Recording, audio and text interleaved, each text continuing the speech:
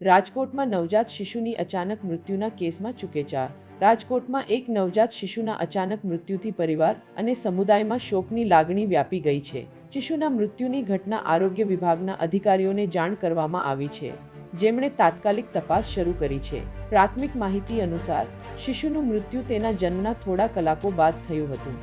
શિશુને કોઈ આરોગ્ય સમસ્યા હતી કે કેમ તે અંગે હજુ સુધી સ્પષ્ટતા કરવામાં આવી નથી। પરિવારજનો અને નજીકના લોકો આ દુઃખદ ઘટનાને લઈને ખૂબ જ દુઃખી છે।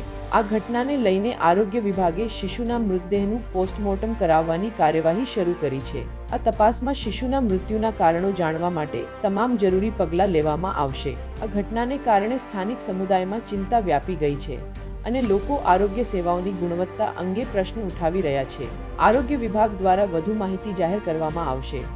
GNM Chaudhary, NEET 24 news, Banaskantha. પૂરા સમાચાર જોવા માટે NEET 24 ન્યૂઝને સબસ્ક્રાઇબ કરો।